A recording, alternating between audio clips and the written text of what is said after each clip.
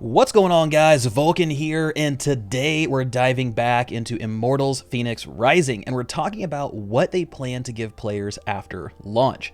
So for those of you who don't know, Immortals Fenyx Rising is an upcoming action-adventure game that focuses on Greek mythology and the story of Phoenix, which is narrated by Zeus and Prometheus.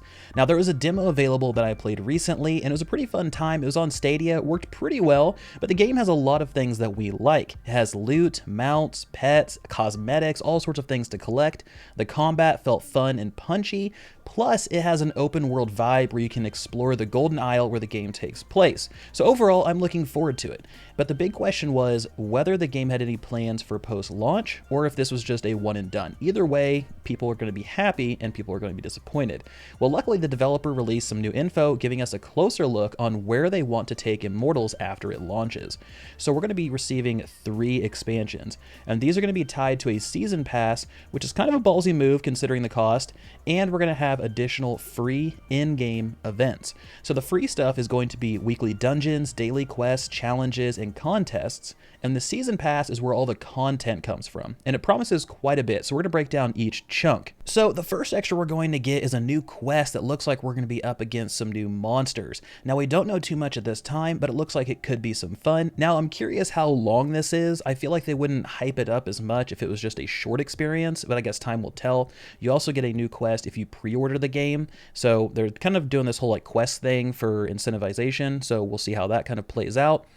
But that's the quest. So let's talk about the actual expansions, right? The meat of these season pass items. So the first one we have is called a new god, and it sends Phoenix to Olympos to basically chill with the gods and then take on the trial of the Olympians. And if you survive a series of vaults designed to test your abilities, then you can join the inner circle of the Pantheon. And this one seems pretty simple, and I really hope there's more to it than the description. Otherwise, I think we're going to be blowing through this one pretty quick. Now, what I'm imagining here is that the Immortals took a page from Breath of the Wild, and we're going to be out in the world trying to find these vaults and beat them with a few kind of twists and turns in between story-wise, rather than bouncing just from one to the next. Now, I know this is fairly obvious, but with 2020 and the games we've seen so far, it's not far-fetched to question some of these things and their implementation. So that's the first expansion. Now, the second expansion is actually a pretty cool one. It's called Myths of the Eastern Realm, and it brings Chinese mythology to the game, a brand new hero named Ku, a brand new open world, new enemies, items, and a unique fighting style based upon Chinese martial arts. So this one does sound pretty neat, and it seems more substantial than the first one. So we're going to be getting a new hero to play as, a new fighting style, which means new skills, new gear, new items, new mounts, new pets, a new world. And in that new world, we're going to be rampaging through ancient China, which is always a fun time. I love Chinese mythology, but I'm curious what creatures they pulled from it and what creatures we're going to be battling against. Also, I'm curious who's going to be narrating this one, because in the Phoenix saga, we're being narrated by Zeus and Prometheus. So I'm curious what kind of key figures from Chinese mythology they're going to be narrating the story of Ku. So that's the second one. Now, the last expansion is called The Lost Gods, and this one is really unique because it not only introduces a new hero named Ash, but it also changes the game to a top-down isometric brawler rather than the third-person point of view that we've seen so far.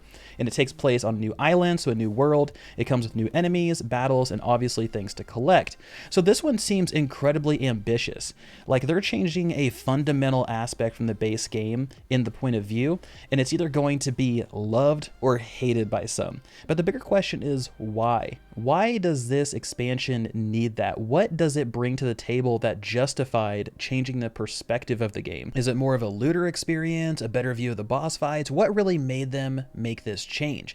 Now, this one is the most interesting to me. I hope it pans out well, but overall, I think Immortals Fenyx Rising has a solid post-launch plan for what the game is. More worlds to explore, more heroes to play as, more things to collect. But honestly, I'm still a little skeptical on the size of these expansions, and since they're only included in the season pass that comes with the gold edition, you're gonna need to cough up $100 to play this new content. Season pass plus the base game. And with today's standards set pretty high in the gaming market, I think it's gonna be really tough to reach, especially if you're charging $100. Now, $60, that's normal, whatever, but the $100 is the one that's going to raise the most eyebrows. It's gonna be tough to justify that price, and I really hope they do because they have a good product on their hands, and I think if they manage it correctly, it could be a new IP.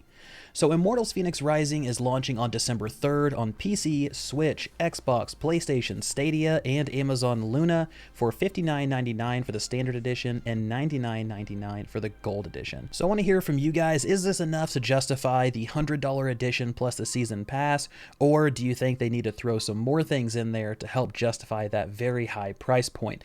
As always, thank you guys so much for watching. This has been Vulkan, and I'll talk to you guys next time.